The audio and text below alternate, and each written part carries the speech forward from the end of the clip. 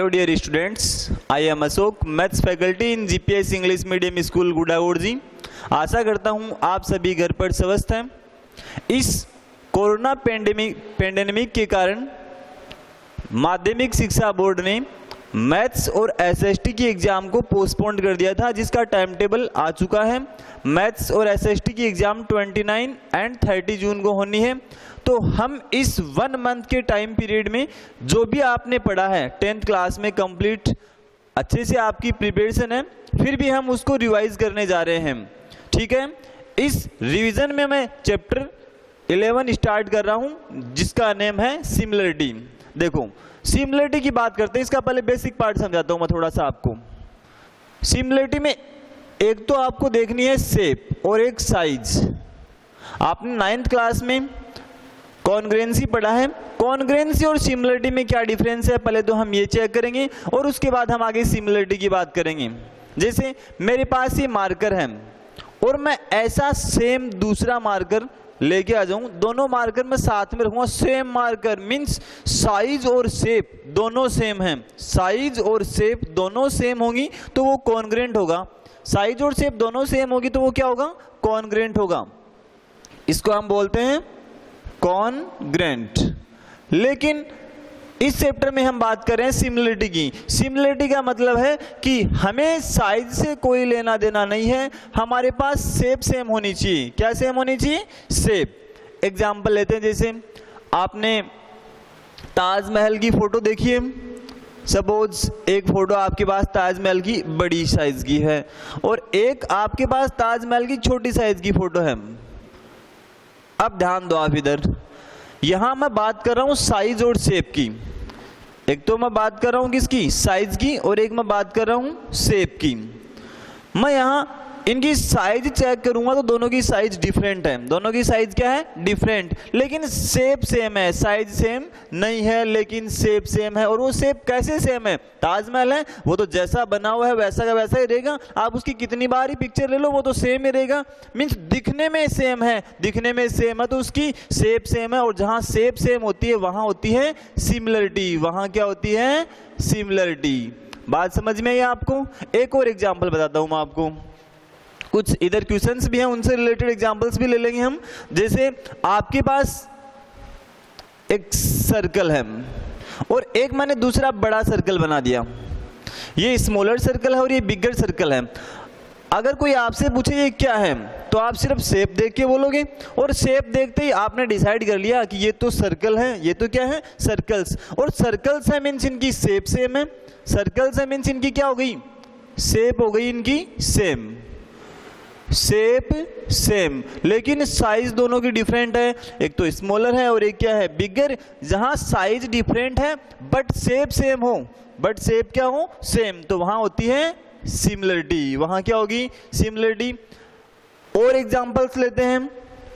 Circles के अलावा मैं बात करूं स्क्वायर्स की। स्मॉलर स्क्वायर और एक दूसरा मैंने बिगर स्क्वायर बना दिया। कोई आपसे पूछे कि ये है क्या, अगर इनको देखोगे और देखते ही आपको समझ में आ जाएगा कि ये दोनों स्क्वायर हैं। स्क्वायर की कंडीशंस, प्रॉपर्टीज पता है। All sides are equal, all sides are equal, each angle is equal to 90 degree, diagonals are equal and diagonals are bisect to each other at 90 degree angle. Means देखते ही आपने बोल दिया ये क्या है, स्क्वायर्स हैं। क्यों, क्योंकि इनकी ऑल साइड्स इक्वल है। ऑल साइड्स एक और डायग्राम में सेम होती हैं, यस, रोम्बस में। Square square means shape same, square square it means shape same but size different. Shape same है मीन्स ऑल स्क्वायर्स क्या होते हैं, सिमिलर होते हैं। एक्सरसाइज 11.1 के कुछ क्वेश्चंस हैं, ध्यान दो आप इधर। फर्स्ट क्वेश्चन आपके पास है fill in the blanks. Fill in the blanks first part, all the circles are similar और कॉन्ग्रुएंट। आगे आपके पास ऑप्शन दे रखे हैं इसके, सिमिलर और कॉन्ग्रुएंट। तो आपको यहां फिल करना है कि यहां सिमिलर राइट करोगे या कॉन्ग्रुएंट राइट करोगे। तो आपको पता all circles are, if all circles having same radius, if all circles having same radius then all circles are congruent, but in these questions don't given about radius, then we can say all circles are similar, means ये जितने भी circle हैं वो कैसे होंगे, similar होंगे. Next, all the squares are, means जितने भी स्क्वायर्स हैं वो कैसे होते हैं, all circles complete, all squares complete squares similar और congruent. अब यहां पर भी ऑल स्क्वायर्स बोला है, हमें साइड्स के बारे में कुछ भी पता नहीं है, साइड्स के बारे में गिवन नहीं है, और साइड्स के बारे में गिवन नहीं है मीन्स हम ये नहीं बोल सकते कि वो जितने भी स्क्वायर हैं वो सेम साइज के हैं या डिफरेंट साइज के हैं. ठीक है, जब साइड्स के बारे में नहीं पता तो हम सेम साइज के उनको नहीं बोल सकते, तो हम उनको कॉन्ग्रुएंट नहीं बोल सकते. लेकिन स्क्वायर हैं, साइज सेम नहीं है लेकिन शेप तो सेम है, और शेप सेम होते ही क्या बन जाएंगे, वो भी सिमिलर. नेक्स्ट एग्जांपल देखो, all blank triangles are similar. अब इन ट्रायंगल में कोई स्पेशल टाइप का ट्रायंगल होगा जो सिमिलर होता है, और वो कौन सा स्पेशल टाइप के ट्रायंगल्स होते हैं जो सिमिलर होते हैं. देखो, you know about equilateral triangle. This triangle is triangle ABC and this triangle is equilateral triangle. Equilateral triangle, it means all sides are equal, means we can say AB equal to BC equal to AC, AB equal to BC equal to AC. And another equilateral triangle AB, another equilateral triangle P Q and R. AB, BC, AC, all three sides are equal, and in this triangle PQ, QR and PR, all three sides are equal. Means we can say each angle is equal to 60 degree of both triangle, and in first triangle all sides are equal, in second triangle all sides are equal, means corresponding angles are equal. Each corresponding angle, angle B equal to Q, C equal to R and A equal to P, means corresponding angles are equal and ratio of corresponding sides are equal. अब कैसे check करोगे आप ratio? Let AB is equal to 2 cm. AB आपके पास 2 cm है, then BC is also 2 and AC 2 cm.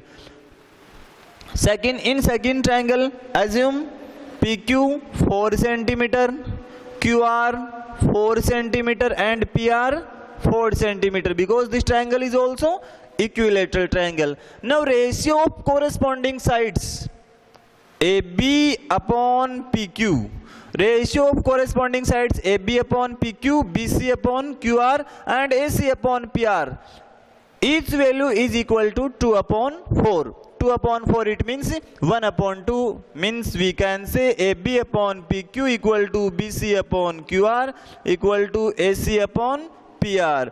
यहाँ क्या है, all sides का, corresponding sides का रेशियो इक्वल है और corresponding angles इक्वल हैं, means all equilateral triangles भी क्या होते हैं, similar triangle होते हैं. और यहाँ से आपको 2 conditions के बारे में इंफॉर्मेशन मिली है, और वो 2 conditions कौन कौन सी हैं. देखो,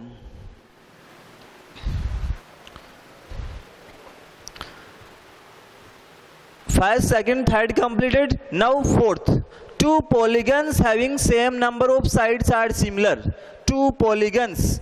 Polygons means a closed figure surrounded by sides or line segments.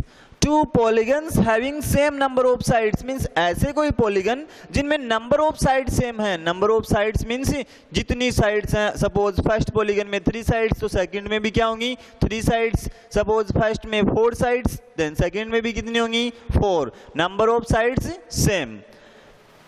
2 polygons having same number of sides are similar, means वो similar हैं. ये given है आपको. कब?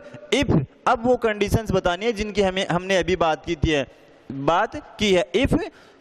अब वो conditions कौन सी होंगी? First condition, corresponding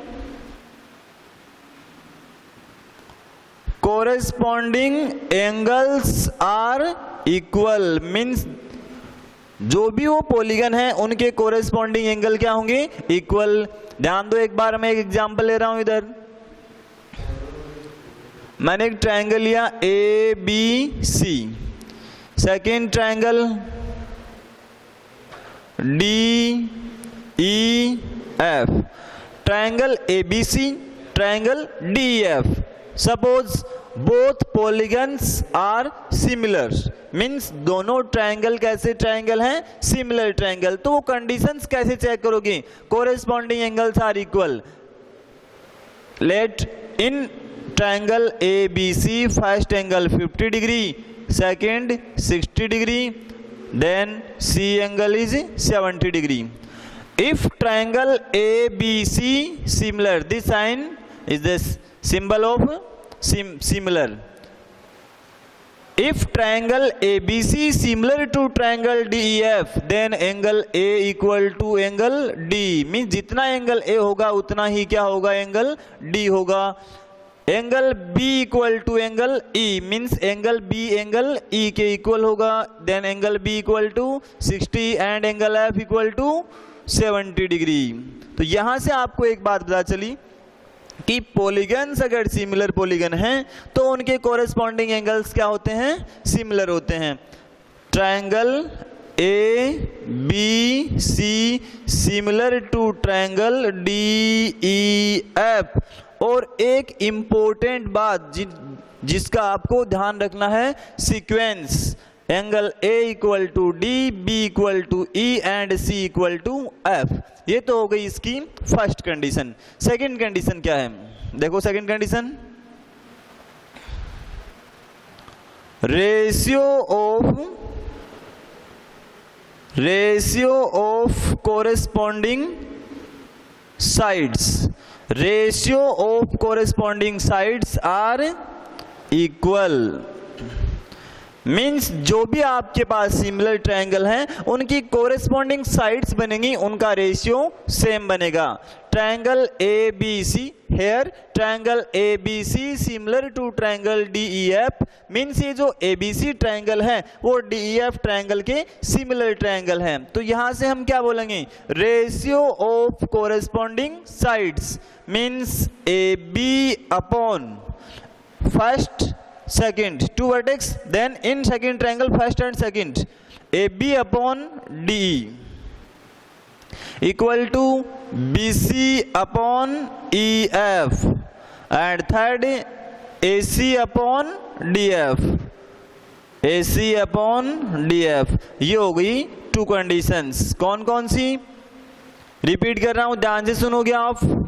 If two polygons are similar polygons, then corresponding angles are equal, corresponding angles are equal, and second condition, ratio of corresponding sides are equal। ये हैं similarity conditions। एक्सरसाइज 11.1 का जो first question है वो complete हो चुका है। Second question आपके पास है true and false.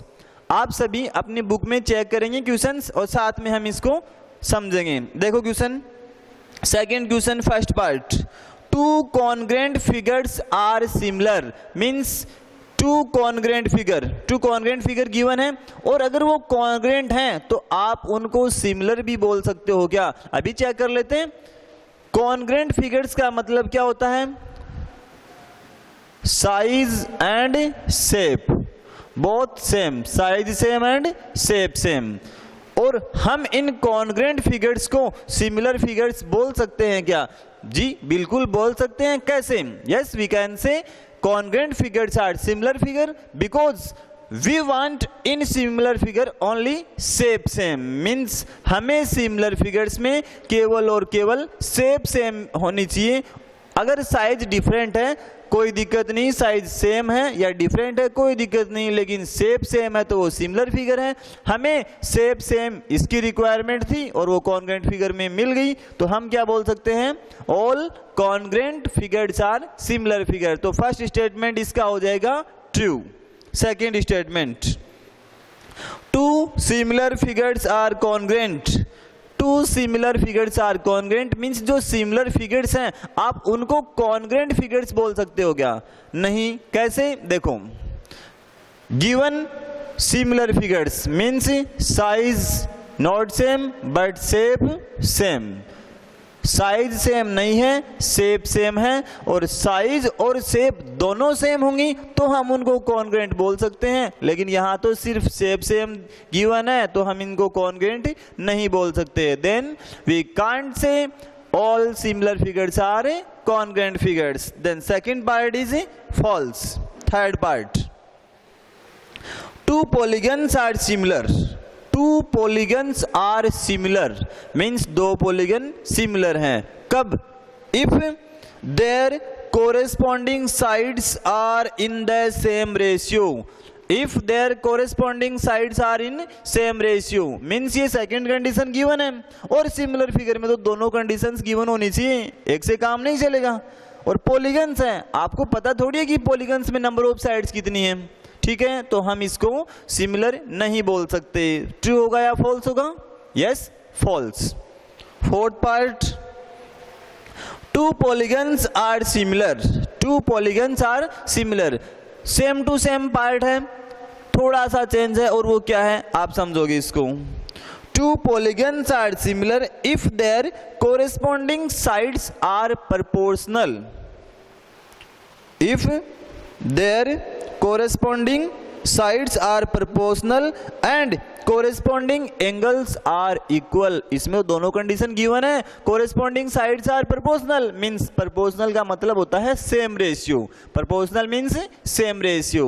corresponding sides are proportional and corresponding angles are equal means दोनों कंडीशन गिवन है, और दोनों गिवन है तो कंफर्म है कि वो पॉलीगन कैसा पॉलीगन होगा, कैसे पॉलीगन होंगे वो, सिमिलर पॉलीगन्स। तो ये स्टेटमेंट हो जाएगा true.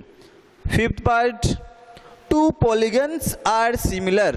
To polygons are similar if corresponding angles are equal means दो पॉलीगन सिमिलर होंगे अगर उनके कोरेस्पॉन्डिंग एंगल्स इक्वल हैं। नहीं हो सकता, क्यों? क्योंकि इसमें तो सिर्फ और सिर्फ सिंगल कंडीशन गिवन है, और हमें कितनी कंडीशंस की रिक्वायरमेंट है? To. corresponding angles are equal and ratio of corresponding sides are equal। और इसमें तो सिर्फ वन कंडीशन गिवन है, और अगर ऐसा होता कि नंबर ऑफ साइड्स इक्वल है तो भी हम सोचते उसके बारे में, लेकिन इसने तो साफ साफ बोल दिया two polygons are similar means polygons की नंबर ऑफ साइड्स के बारे में हमें नहीं पता कि कितनी नंबर ऑफ साइड्स हैं। Okay, second question completed. Third question देखो, एक्सरसाइज 11.1 क्वेश्चन नंबर 3।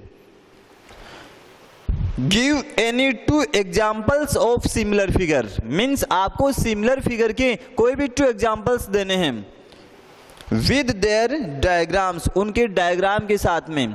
तो ये आप अच्छे से कर सकते हो, दोनों कोई भी दो ऐसे एग्जाम्पल है ना, उनके डायग्राम बनाना है और उनके नेम राइट करने हैं। चलो एक मैं बता देता हूं आपको, एक आप करके दिखाओगे मुझे। Rectangle,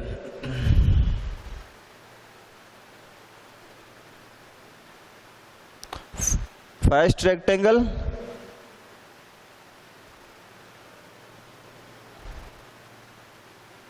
second rectangle, rectangle A B C D, rectangle P Q R S, left side A B 2 cm then C D is also 2 cm, B C 5 cm and A D 5 cm।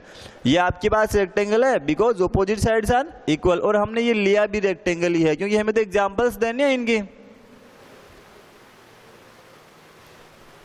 ठीक है। Next देखो, rectangle और rectangle ऐसे ही number of sides के हिसाब से आप ratio check कर लोगे। एक एग्जांपल मैंने आपको दे दिया है, दूसरा आप खुद करोगे, ठीक है। Exercise 11.1 completed. अब इसके बाद हम बात करेंगे, एक इंपॉर्टेंट थ्योरम आती है इसमें बीपीटी, जिसे आप थेल्स थ्योरम भी बोलते हो, basic proportional theorem. Full form of BPT is basic proportional theorem. Maximum time इसका स्टेटमेंट आता है, प्रूव करवाते हैं डायरेक्ट इसको। इंपॉर्टेंट थ्योरम है, आप इसको ध्यान से समझोगे। इसकी कन्वर्स और डायरेक्ट थ्योरम दोनों करेंगे हम यहां पर। देखो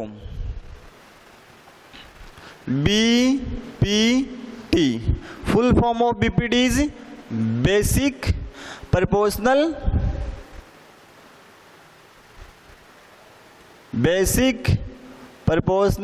theorem. Another name of this theorem is Thales theorem. Statement क्या होता है इसका, देखो पहले मैं यहां स्टेटमेंट राइट कर दूं, आप उसको रीड करोगे, उसके बाद जैसा स्टेटमेंट में बोला है वैसा हम डायग्राम बनाएंगे। Statement,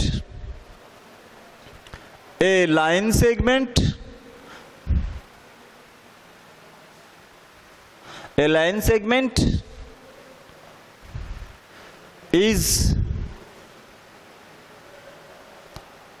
segment is parallel to one side of a triangle intersecting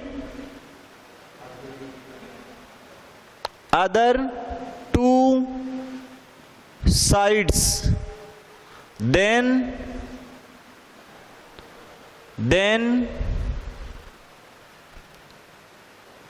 this line segment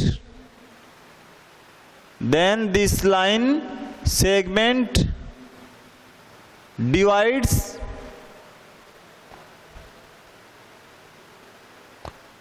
corresponding sides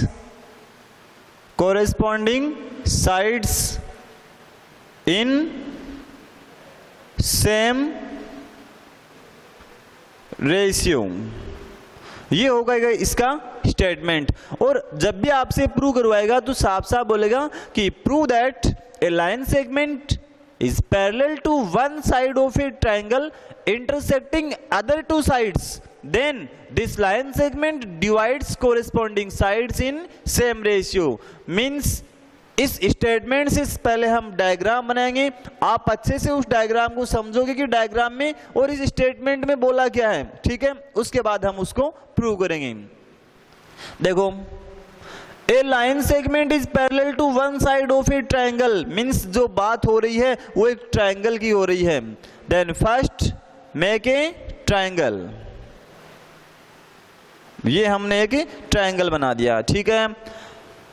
A line segment is parallel to one side of a triangle, means एक ऐसी लाइन सेगमेंट ड्रॉ करनी है जो इस triangle के किसी one side के parallel हो, इंटरसेक्टिंग अदर टू साइड्स, और वो line segment other two sides है उनको इंटरसेक्ट भी करना चाहिए। Draw a line segment, name of this line segment is DE, this triangle is triangle ABC। If this line segment D parallel to BC, means ये given है आपको कि जो लाइन सेगमेंट D है वो किसके पैरेलल है, BC के पैरेलल है। Then this line segment divides this corresponding sides in same ratio, means ये जो DE है ये इन AB और AC लाइन को सेम रेशियो में डिवाइड करेगा। कैसे चेक करोगे आप इसको, हम जब भी प्रूव करते हैं किसी थ्योरम को या किसी क्वेश्चन को तो वहां उसकी जो पॉइंट्स होते हैं वो कंप्लीट राइट करने हैं आपको। First point given in triangle ABC, triangle is triangle ABC, in triangle ABC DE parallel to BC, ये जो साइन है वो पैरेलल का साइन है, आपको अच्छे से दिख रहा है, इसमें विजिबल है, ठीक है। DE parallel to BC, given point is DE parallel to BC। After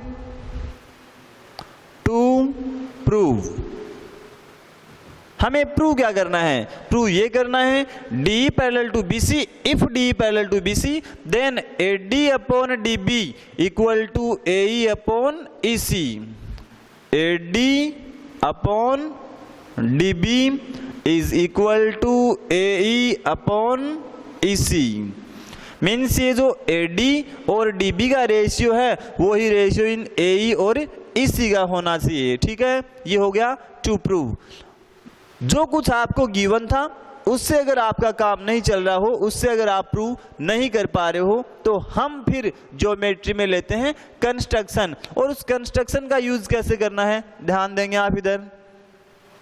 next construction, और कंस्ट्रक्शन में क्या करना है, join point B to E and point D to C.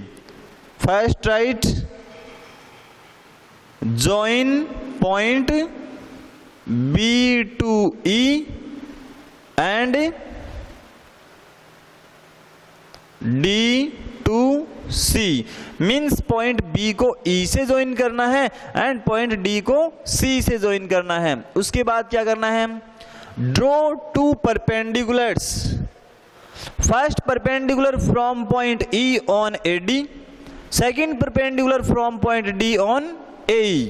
Means इस E पॉइंट से आपको एक परपेंडिकुलर ड्रॉ करना है और परपेंडिकुलर आप अच्छे से जानते हो एल्टीट्यूड. मीन्स E से जो आपने परपेंडिकुलर ड्रॉ किया, यहां मैंने पॉइंट डिनोट कर दिया है F. We can say EF perpendicular on AD and another perpendicular from point D on AE. Means इस D से एक दूसरा परपेंडिकुलर ड्रॉ करेंगे, वो कहां करेंगे, AE पे. And this point is point G. ये हो गई कंस्ट्रक्शन कंप्लीट. कंस्ट्रक्शन में सेकंड पॉइंट भी राइट कर रहा हूं मैं यहां पर. First point of construction is join point B to E and D to C. Another point of construction is, मैं शॉर्ट में राइट कर दूं, आप इसको समझ गए होंगे, स्टेटमेंट आप कंप्लीट बना लोगे. देखो, EF perpendicular on AD and DG perpendicular on AE. DG perpendicular on AE. ये हो गया है गिवन टू प्रूव कंस्ट्रक्शन. इतना सब कुछ करने के बाद में और एग्जाम में आपको ये सारे पॉइंट्स राइट करने हैं गिवन टू प्रूव कंस्ट्रक्शन. उसके बाद हम करेंगे इसको प्रूफ. अच्छा, आप मुझे एक बात बताओ, कोई भी ट्रायंगल है उसमें बेस और हाइट गिवन है तो उसका एरिया क्या होता है. हाँ, area of triangle is half into base into height. हमें रिक्वायरमेंट जिसकी है हम उसके हिसाब से चलेंगे, उसके अकॉर्डिंग हम वो ट्रायंगल्स यूज करेंगे और उनका रेशियो बनाएंगे. फिर AD अपॉन DB मीन्स हमें रिक्वायरमेंट AD की है और रिक्वायरमेंट AD की है तो बेस AD और AD के ऊपर परपेंडिकुलर मैं EF यूज कर सकता हूं क्या. देखो इस डायग्राम में base AD and perpendicular EF, तो इस ट्रायंगल का एरिया आ जाएगा आपके पास. Area of triangle ADE equal to half into base into height. Area of triangle ADE equal half into base into height. हमें रिक्वायरमेंट AD की है तो हमने क्या किया, बेस क्या यूज किया, AD. Half into base into height, height is EF. अगर आपको ये समझ में नहीं आया हो तो आप इधर से ध्यान से समझो इसको. अगर मैं इस ट्रायंगल को एक बार रोटेट कर दूं, बेस AD बनेगा तो AD के ऊपर परपेंडिकुलर क्या है, EF. और परपेंडिकुलर हमेशा उसके हाईएस्ट पॉइंट से, ट्रायंगल के हाईएस्ट पॉइंट और पीक पॉइंट से लिया जाता है. ठीक है, इसका रेशियो किसके साथ बनाना है, AD का रेशियो हमें DB के साथ बनाना है. तो मैं डायरेक्ट इसी के साथ कर लूं. अगर हमें इसका रेशियो बनाना है तो ऊपर हमने लिया है ट्रायंगल ADE और नीचे जहां DB आ रहा है वो कौन सा है, ट्रायंगल DBE. तो नीचे जो एरिया वो यूज करेंगे हम, एरिया ऑफ ट्रायंगल DBE. अब जो DB का एरिया वो कैसे बनेगा, area of triangle half into base into height. Half into base, base is DB और ये DB बेस क्यों लिया है ये आपको यहां से समझ में आ जाएगा, क्योंकि हमें रिक्वायरमेंट है AD अपॉन DB. ऊपर AD की रिक्वायरमेंट थी तो हमने बेस क्या यूज किया, AD. हमें नीचे DB की रिक्वायरमेंट है तो हमने बेस क्या यूज किया, नीचे DB. Half into base into height. अब इस BD ट्रायंगल की हाइट आप मुझे बताओगे क्या होगी, चेक करना. In triangle DBE highest point और पीक पॉइंट, हाईएस्ट पॉइंट कौन सा है इसका, अगर मैं इसको बेस लूंगा तो हाईएस्ट पॉइंट E बनेगा, और E की इस DB के साथ परपेंडिकुलर हाइट कौन सी बनेगी, EF। इसको एक्सटेंड करते ही हाइट तो यही बनेगी इसकी, EF सेम टू सेम। आगे बात समझ में आपको? चलो नहीं समझ में है तो इधर ध्यान दो एक बार आप। मैंने एक ट्रायंगल बनाया है इधर, ये ट्रायंगल है ABC। मैंने बेस इसका मुझे एरिया चाहिए हाफ इंटू बेस BC, और अब इसकी हाइट की रिक्वायरमेंट है। तो हाइट क्या लोगे आप इसकी? हाइट के लिए हमें पहले पीक पॉइंट पे चलना होगा। अब इस पीक पॉइंट के साथ और इस BC के साथ परपेंडिकुलर लाइन ड्रॉ होनी चाहिए, वो ऐसे होगी।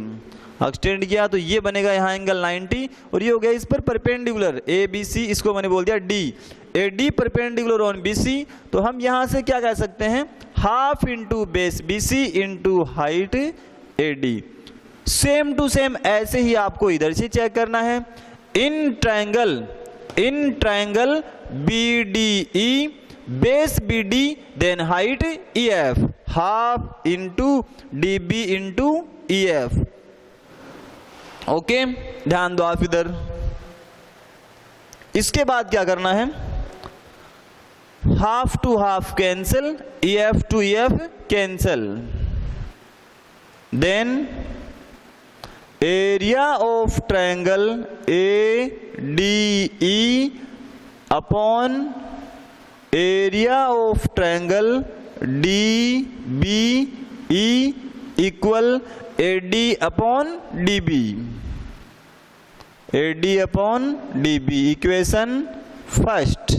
ओके, अब हम बात करेंगे किसकी, AE and EC। Now we are going to talk about AE and EC। First triangle ADE, हमें बेस यूज करना पड़ेगा AE। क्यों? क्योंकि हमें रिक्वायरमेंट किसकी है, हमें रिक्वायरमेंट AE की है। अब क्या करना है सेकंड में, area of triangle ADE upon area of triangle ADE, क्योंकि बेस AE इसमें भी यूज कर सकते हैं हम। नीचे कौन सा ट्रायंगल यूज करोगे, हमें रिक्वायरमेंट है EC की। किसकी रिक्वायरमेंट है, EC। और रिक्वायरमेंट EC है तो EC को यूज करते हुए ट्रायंगल कौन सा यूज करोगे, ट्रायंगल ECD। कौन सा, ट्रायंगल ECD। सिमिलरली जैसे आपने पीछे लिया ना triangle DBE, same to same ECD। देखो इधर, area of triangle ECD equal first area of triangle AD half into, अब आप ये सेम टू सेम राइट मत करना। क्यों? क्योंकि हमें रिक्वायरमेंट AE की है।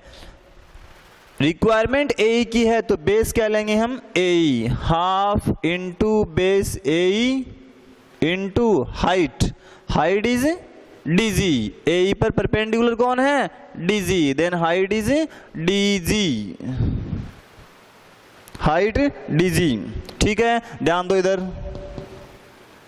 Upon half into base in this triangle ECD, base is EC, base EC and perpendicular DG, half into EC into DG, half to half cancel, DG to DG cancel, then area of triangle ADE upon area of triangle ECD। Area of triangle ECD equal AE upon EC। Now check in equation first and second, right hand side AD upon DB, AE upon EC, and we want AD upon DB is equal to AE upon EC, means first और second equation की right hand side same है, sorry first और second equation की right hand side को हमें same बनाना है, क्योंकि हमें सेम की रिक्वायरमेंट है। और ये सेम कब होगी, जब इनकी लेफ्ट हैंड साइड सेम होगी। और लेफ्ट हैंड साइड में देखो upper part numerator area of triangle ADE, area of triangle ADE, इन दोनों की वैल्यू इक्वल है। अगर हम इन दोनों की वैल्यू इक्वल और लेके आ जाएं तो अपना काम हो जाएगा। और ये इक्वल है, कैसे है देखो, सॉरी इन दोनों की DB एंड ECD को, equation first and equation second, first numerator and in equation second numerator same, denominator same कैसे बनेंगे, area of triangle D B E equal area of triangle E C D. इन दोनों का area equal होता है और वो क्यों होता है, आपने 9th क्लास में एक प्रॉपर्टी पढ़ी है, if two triangles having same base, means ऐसे दो ट्रायंगल जिनका बेस सेम हो, if two triangles having same base and lie between same parallel line, then area of both triangles are equal, means ऐसे कोई triangle जिनका base same हो और वो सेम पैरेलल लाइन के बीच में लाई करते हो तो उनका एरिया क्या होता है, इक्वल। और ये जो आपने टू ट्रायंगल्स यूज किए हैं उनका बेस चेक करो, in first triangle D B E D, in second triangle E C D, D means दोनों का बेस हम डी ले सकते हैं, बेस सेम है और दोनों सेम पैरेलल लाइन डी और बी सी के बीच में लाई करते हैं, तो हम क्या बोल सकते हैं, इन दोनों का एरिया क्या है, इक्वल। यहां मैं थ्योरम राइट कर सकता हूं, चलो आप अच्छे से सुनना इसको, आप अपनी नोटबुक में राइट करना, if two triangles having same base and lie between same parallel lines then area of both triangles are equal। यहां पर ये स्टेटमेंट राइट करना है आपको, ठीक है। then from this statement we can say from equation first and equation second, AD upon DB equal to AE upon EC, और यही आपकी है बीपीडी थ्योरम जो आपको प्रूव करने के लिए बोला गया था। ओके, अब हम बात करेंगे बीपीडी की कन्वर्स थ्योरम की, ठीक है, और वो हम नेक्स्ट लेक्चर में बात करेंगे। आपको क्या करना है, इस बीपीडी से रिलेटेड जितने भी क्वेश्चंस हैं वो आपको सोल्व करने हैं, एक्सरसाइज 11.2 के क्वेश्चंस आपको सोल्व करने हैं। अगर कोई भी डाउट आपके आता है तो आप मुझे कमेंट कर सकते हैं। ओके, आगे हम बात करेंगे नेक्स्ट लेक्चर में।